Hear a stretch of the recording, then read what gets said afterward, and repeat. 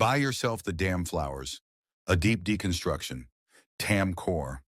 Why this book exists and why most people misread it. Most people think this book is about self-love, independence. You don't need a man energy. That interpretation is shallow. This book is actually about reclaiming agency in a world that trained people, especially women, to outsource it. The flowers are not the point, they are a symbol. The real subject of the book is self-reliance at the emotional, psychological, and behavioral level. The hidden thesis, outsourced fulfillment, is the root problem. The book is responding to a quiet but widespread condition. People have learned to wait, wait to be chosen, wait to be validated, wait to be loved, wait to feel enough. Tom Kaur is not saying don't want love. She is saying do not suspend your life while waiting for it. Waiting is not neutral. Waiting is a decision that slowly erodes self-trust. What buying yourself the flowers actually means. It is not about independence as performance. It is about closing emotional dependency loops. When you consistently rely on others to soothe you, affirm you, motivate you, give meaning to your progress, you train your nervous system to associate worth with external response. Buying yourself the flowers is an act of interrupting that pattern. It says, I am allowed to experience care without earning it from someone else. That rewires behavior. Self-worth is not a feeling in this book. It's a practice. This is where the book becomes serious. Tam Kaur treats self-worth as something you demonstrate through behavior, not affirm through words. Self-worth is visible in the standards you enforce when it's uncomfortable, the boundaries you keep when you're lonely, the routines you honor when no one is watching.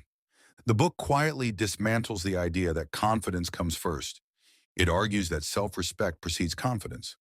Why romantic validation is so addictive. The book indirectly exposes something most people avoid naming.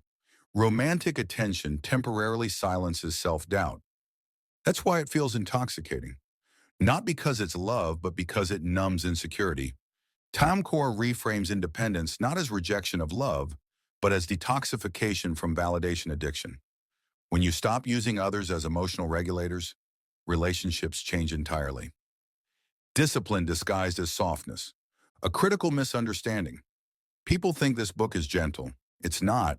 It demands consistency, emotional accountability, delayed gratification, uncomfortable self-honesty. The softness is aesthetic. The structure underneath is rigid. You are asked to become the person who shows up for herself daily, keeps promises to herself, does not abandon herself when things get quiet. That is discipline, not vibes. Loneliness reframed as a training phase. The book does not deny loneliness. It reframes it. Loneliness becomes a transition state, the space between dependency and self-anchoring. Most people panic in this phase and regress. Tam Kaur teaches readers to stay. Staying is how independence is built. Standards are not about control. They're about self-definition. The book places heavy emphasis on standards, but not in a performative way. Standards are not rules for others. They are filters for your own behavior. You don't raise standards to appear high value. You raise standards to stop negotiating against yourself. This is a crucial distinction most summaries ignore. Why this book resonates so strongly with modern women? Because it responds to a contradiction: be independent, but be chosen.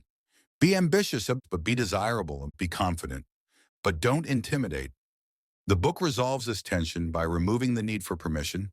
You don't wait to be allowed, you act. The psychological shift the book is actually engineering, from I am waiting for life to start to I am already living with or without witnesses.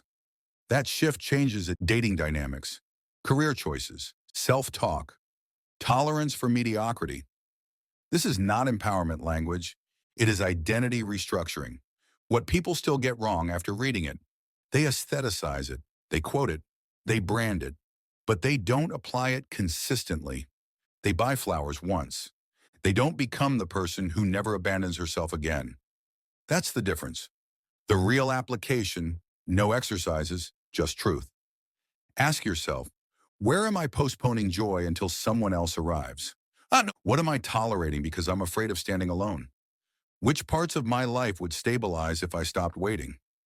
Those answers reveal exactly where to start. You don't buy yourself the flowers because you don't need anyone. You do it because you refuse to disappear while waiting to be chosen. That is the real message.